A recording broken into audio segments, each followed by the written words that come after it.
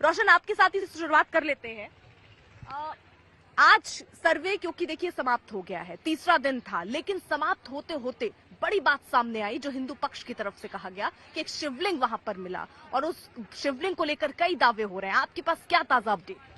जी देखिए, जैसा कि पहले बताया जा रहा था कि आज ये तीसरा दिन है सर्वे का और जो शिवलिंग मिला है, पहले उस स्थान को लेके हम लोग काफी कंफ्यूज थे कवर करने को लेके कि आखिर वो स्थान कौन सा बताया जाए।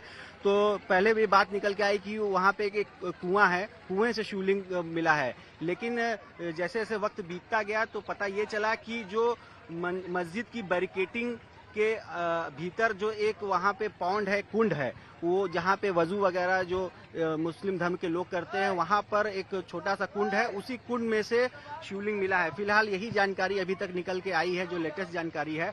और कल से ये बात हो रही थी कि मोटर पंप वगैरह जा रहा है और पानी जहां जमा है उसको निकाला जा रहा है, लेकिन इस बात को किसी प्रामाणिकता के साथ कहना मुश्किल था कि आखिर वो कौन सा जगह है जहां पानी भरा हुआ है। तो जैसे जैसे समय बीतता गया तो आज कोर्ट में भी रोशन पूरा मामला गया है और कोर्ट की तरफ से अभी फिलहाल मनाही कर दी गई है। 20 लोगों को केवल एंट्री देने की बात है, तो क्या वो वाजू कर पाएंगे? मैं वहीं पे आ रहा हूँ उसी बात पे कि जब ये बात कुएं से शुरू हुई और कुंड पे जाके खत्म हुई तो ये बात स्पष्ट हो गई कि ये कुंड में ही शिवलिंग मिला है। जिस भी तरह का शिवलिंग है वो अभी तक उसकी तस्वीरें भी, ये जो कुंड है ये मस्जिद के अंदर ही? जी बिल्कुल, ये मस्जिद के अंदर का कुंड बताया जा रहा है। जब वहाँ पे सफाई कर्मी वैसा ही कुंड या तालाब है, कोई जानकारी जैसा काशी विश्वनाथ मंदिर में एक तालाब, एक कुआं है, वैसा ही है वहाँ पर? नहीं, देखिए आमतौर पे जिस तरह के इस तरह के जो मुस्लिम धार्मिक स्थल होते हैं, एक पौंड होता है, कुंड होता है और वहीं पे वजू वगैरह करते हैं लोग, वहाँ पे हाथ। कितना गहरा होता है? तो देखिए बहुत ज्यादा गहराई तो नहीं है, लेकिन जब पानी वहाँ से निकाल, जैसा कि पता चल रहा है कि 20 से 25 फीट गहरा हो सकता है, लेकिन उसमें जब पानी भरा हुआ था तो जब वो पानी निकाला गया उसमें ये भी सुनने में आ रहा था कि वो उसमें मछलियां वगैरह भी थी। और जब कंटेनर वहाँ से वापस ले जाया जाने लगा, वहाँ भी सफाई कर्मी है, वो कर्मचारी जब वहाँ से पानी निकाल के ले जाने लगे तो हम लोगों ने उससे पूछा भी, हालांकि उन्होंने बताया नहीं। तो इस बात से अंदाजा लगाया जा रहा है कि मछलियां जो उस कुंड में, उस तालाब में थी, उनको निकाल के किसी सेफ जगह ले जाया गया है और साथ में वो पानी भी कुंड का है। तो जब ये चीजें मोटर पंप से वहाँ निकली हैं तब शिवलिंग वहाँ पर स्पष्ट तौर पर दिखाई पड़ा है। ठीक है, हमारे साथ विनोद जायसवाल है और देखिए इस वक्त सबके दिमाग में और सबके जहन में यही चल रहा है, आखिरकार क्या मिला। सर, जिस तरीके की बातें विनोद जी चल रही हैं, उस कुंड का जिक्र हो रहा है, उस कुंड के बारे में आप क्योंकि इतिहास को बहुत समझते और जानते हैं, जो कुंड जो भगवान शिव के लिए कहा जाता है कि उन्होंने उस कुंड का धरती पर लाए बनाया उन्होंने, तो वो जो कॉरिडोर है वहां वाला है या इस कुंड की बात? देखिए हिंदू पक्ष का दावा है, क्या है? देखिए मैडम, क्योंकि अभी बात ये हो रही थी कि हम एक साइंटिफिक मेथड के साथ काम करें, तो जीपीआर मेथड की इसमें बात आई जिसमें जियोलॉजिकल प्रिंटिंग मैपिंग राडार सर्वे होता है, उसके तहत ये बात आती है। उसमें बहुत एक कह दीजिए कि बक्से नुमा होता है, उसको हम लोग उसको चलाते हैं, जिसमें कि एक लाइनिंग होती है, वेब होते हैं, वेब के आधार पर हम लोग उसकी स्कैनिंग करते हैं कि नीचे क्या है। उसके तहत जो कि 12 फीट लगभग 8 इंच का शिवलिंग अभी जो मीडिया में दिखा रहा था, मैंने भी वहां पर देखा। और ये निश्चित रूप से है कि जो समय समय पर जो 500 वर्षों 1194 से लेकर 1708 वर्षों के इतिहास को देखे तो 500 वर्षों तक आक्रांता दुर्दांत तताई आते गए और उस क्रम में वो जो तोड़ते जा रहे थे उसमें कुंड में वो पड़ता चला जा रहा, जिसकी वजह से पट गया। जैसे भाई साहब ने कहा बहुत छोटा सा बचा हुआ है, तो उसमें पटा हुआ बहुत सारी सामग्रियां अभी आपको और भी मिलेंगी, और भी हिंदू धर्म के तत्व मिलेंगे, और भी पूरे तौर पे पुरातात्विक सामग्रियां मिलेंगी जो पुष्ट करेंगे कि वो हिंदू धर्म के साक्षात प्रमाणिक वस्तुएं हैं जो दिखेगी। और चूंकि मैं इतिहासविद हूँ, एक पुरातत्ववेत्ता होने के नाते मेरा कोई एक विशेष धर्म से लगा नहीं है, तो इस नाते वह सारी सामग्रियां कहीं न कहीं आके सबके समक्ष रख दी जाएंगी। जैसे अभी तक लोग विरोध कर रहे थे कि मैपिंग ना हो, हुआ, चीजें समक्ष आएगी। प्रत्यक्षम किम प्रमाणम, प्रमाण की क्या मतलब, उस पर क्या संशय करना है, तो सब कुछ आ जाएगा समझ, उसके लिए कोई चिंता करने की। ठीक है, अब आपका क्या है, क्योंकि आप कह रहे थे कि वहाँ जिस कल हम लोग बात कर रहे थे, इस पर चर्चा कर रहे थे कि ये शिवलिंग वहाँ नहीं मिलेगा, शिवलिंग नहीं है, इस तरह की कोई जानकारी आज जो कोर्ट की तरफ से कहा गया है उसको किस तरीके से देखते हो और हिंदू पक्ष के दावे को किस तरीके से देखते हो? वहाँ एक वर्ग विशेष की आबादी रही है, इस कारण से, और कोई स्पेसिफिक डिमार्केशन की अब तक कोई बात सामने नहीं आई, कितना पोर्शन किस मस्जिद का कब कहाँ बटा, और जब तक ये ना आए, कम से कम मुकदमे के लिए बहुत जरूरी होता है कि कितना पोर्शन कहाँ तक किसका था। इसलिए केवल किसी एक मूर्ति के पास जाने से ये कह दिया जाए कि वो विशिष्ट भाग उनका था, या इनका नहीं, कोर्ट भी तो ये कह रहा है कि महत्वपूर्ण साक्ष्य है। कोर्ट जो कुछ भी कह रही है इस समय मैं कहना नहीं चाहता था, लेकिन अगर आप कहें तो इस समय कोई ओपिनियन एक्सप्रेस करने का पावर उनको भी नहीं है, ये आप जान लीजिए। कोर्ट को भी पावर नहीं है। किसी को इस समय ओपिनियन एक्सप्रेस करने का पावर नहीं होता, क्योंकि ये बहुत स्पष्ट प्राविधान है, इसलिए मैं बोला, वरना ये भी नहीं बोलता। ये आप किसी से पूछिए। हम बधाई देते हैं अपने दोनों धर्म के लोगों को। जैसा कि कल तक जो माहौल बिगाड़ने की जो कोशिश की जा रही थी एक विशेष राजनीतिक दल के द्वारा, आज वो शिवलिंग बरामद हो जाने के बाद यह साबित हो गया कि जो उनके लिए आक्रांता और अतताई शब्द का प्रयोग किया जा रहा था, वहाँ सुरक्षित शिवलिंग है। तो इससे ये साबित हो गया कि उन लोगों ने भी शिव को वहाँ सुरक्षित रखा। तो इसलिए भविष्य में इस प्रकार की बयानबाजी से बचना चाहिए। और फिलहाल मामला न्यायपालिका के पाले में है। जब तक न्यायपालिका का कोई भी आदेश न आ जाए तब तक किसी के प्रति इस तरह के भड़काऊ भाषण नहीं दिए जाने चाहिए। किसके भड़काऊ भाषण है? ओवैसी के? चाहे दोनों धर्मों के लिए हमने कहा, दोनों ओवैसी जो बयान दे रहे हैं कि हम एक और मस्जिद नहीं खोएंगे और वो कह रहे हैं इंशाल्लाह इंशाल्लाह, आप किसको भड़काऊ मान रहे हैं? ओवैसी जी एकमात्र टीवी के नेता हैं। टीवी के नेता हैं। जमीन के नेता उस समुदाय के लिए जो काम करते हैं, जनमानस उनको चुनती है। तो भड़काऊ बयान आप तो टीवी वालों को ही बोल रहे होंगे ना? हाँ, तो उनको इस समय देश की फिजा सही रखने के लिए अपने आप को विराम मुद्रा में रखना चाहिए। मामला चूंकि न्यायपालिका के पाले में है, न्यायपालिका का जब तक कोई स्पष्ट नहीं आ जाए, दोनों धर्म काशी में विशेष तौर पर गंगा जमुनी तहजीब और ताने बाने का शहर माना जाता है और शिवलिंग अगर वहाँ सुरक्षित है तो निश्चित तौर पर मैं पुनः अपने मुसलमान भाइयों का हार्दिक स्वागत और अभिनंदन करता हूं कि उन्होंने उस शिवलिंग को सुरक्षित वहां रखा, कोई छेड़छाड़ नहीं किया और वहां पर उनकी वजूद को रखा।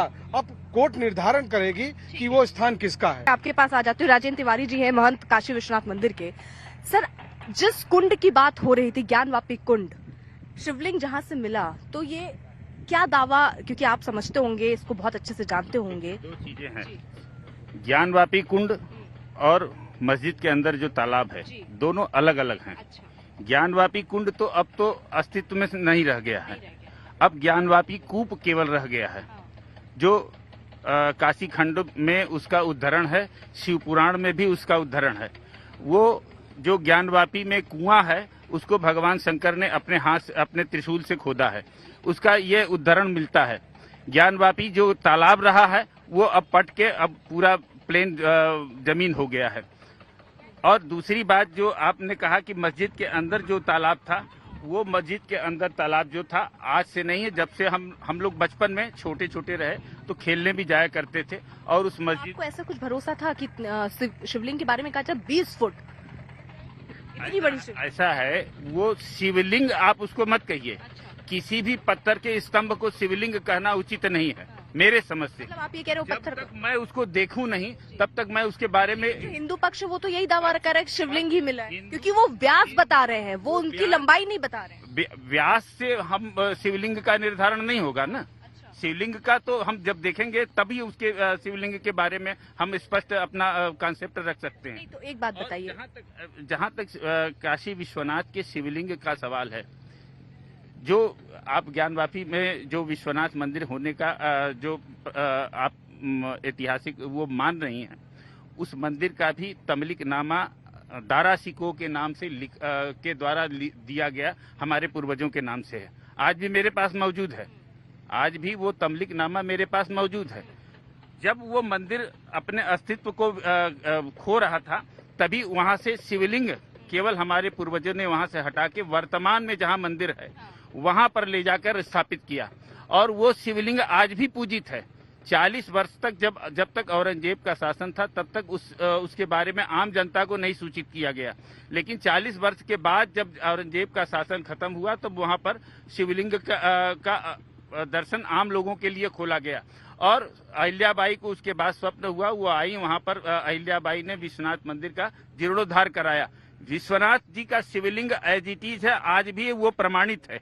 ये शिवलिंग कहाँ से ला रहे हैं? दूसरी चीज, जो कॉरिडोर निर्माण किया गया, जिसके अंतर्गत कम से कम 8 ऐसे जो काशी खंडोक्त शिव पद्म पुराण में वर्णित जिन देवताओं का वर्णन है, उसमें करुणेश्वर महादेव, अमृतेश्वर महादेव, चंडी चंडेश्वर महादेव, ये सारे शिवलिंग वहां से तोड़ के फेंक दिए गए। उनका कहीं अता पता नहीं है। उसका क्या होगा? उसको कौन खोजेगा? उसको कौन बताएगा? किसको सर, किसको? करुणेश्वर महादेव, अमृतेश्वर महादेव, चंडी ये अभी 2 साल हुआ ये कॉरिडोर और वहाँ उन शिवलिंगों को तोड़ के वहाँ होटल बना दिया गया। गौरव भाटिया, ये सीधा सवाल यही पूछा जाता है कि कॉरिडोर का निर्माण जब हुआ तो सैकड़ों मंदिर उस समय वहां से हटे, लेकिन उस पर आपकी पार्टी कोई जवाब नहीं देती है। सीधा सवाल ये पूछ रहे हैं और अब ये सिर्फ राजनीति के तहत कदम उठाया जा रहा है, शायद यही आप कहना चाह रहे। देखिए, इन्होंने उंगली उठा के मुझे कहा कि एकदम सही पूछ रहे हो। गौरव भाटिया, देखिए अर्पिता जी, सबसे पहले तो अगर न्यायालय अपना आदेश पारित कर रहा है और उस आदेश के तहत कार्य हो रहा है तो हमारा लोकतंत्र और संविधान यही कहता है अर्पिता जी, इसमें कोई राजनीति नहीं है।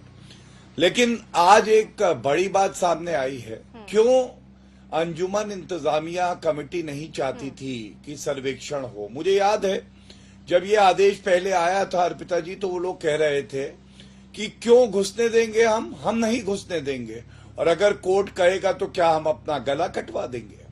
तो आज पता चल गया, क्योंकि इनके दामन पे दाग लगा था, क्योंकि वहां पे शिवलिंग था, बाबा भोलेनाथ थे, इसलिए ये लोग चाहते नहीं थे कि दूध का दूध और पानी का पानी हो। और आज जब सत्य सामने आया है तो हिंदू कितना सहिष्णु है और उसका जो आस्था है वो केवल बाबा भोलेनाथ में नहीं है, संविधान में है कि अगर अपनी चीज भी उसको वापस लेनी है, माँ गौरी श्रृंगार का आपको उपासना करनी है, तो भी कहते हैं कि हम न्यायालय का दरवाजा खटखटाएंगे, कोई गलत कार्य नहीं करेंगे। लेकिन एक बात मैं आज और कह दूं, 5 हिंदू शेरनियां क्या बाहर आई? मुझे तो ऐसा लगता है जो कट्टरपंथी हैं उनके घुटने हिल गए हैं, वो तो आज घबराए हुए हैं। अब एक बैरिस्टर है, ब्रीफलेस बैरिस्टर, आज वो अर्पिता जी बता रहे थे कि सर्वोच्च न्यायालय का फैसला है। आप ये बात सुनिए सर, आप ये कह रहे हैं कि ठीक है सर, आप ये कह रहे हैं कि किसी मतलब मुस्लिम पक्ष के पेट पे दर्द होने लग गया जब ये सब अब कोर्ट के नियम की तरह, जैसे कोर्ट का निर्देश आ रहा है वैसे हो रहा है। लेकिन सर इस बात को तो तारीफ इसकी तो कर दीजिए ना कि आज जब जैसा कोर्ट का निर्देश आया मुस्लिम पक्ष भी वहां पर खड़ा रहा, चाबी मिली तो नौबत नहीं आई कोई भी दरवाजा तोड़ने की, मुस्लिम पक्ष भी तो पूरा सहयोग कर ही रहा है ना सर, इसको तो अप्रिशिएट करना चाहिए। अर्पिता जी, जो बात आपने कही, आपने मेरे मुंह में शब्द डाला, मैंने तो मुस्लिम पक्ष कहा ही नहीं। मेरा तो ये मानना है कि भारत जितना हिंदुओं का है उतना ही दूसरे धर्मों के जो लोग हैं उनका भी है, उन्होंने भी कुर्बानियां दी हैं। मैंने क्या बोला? कट्टरवादी।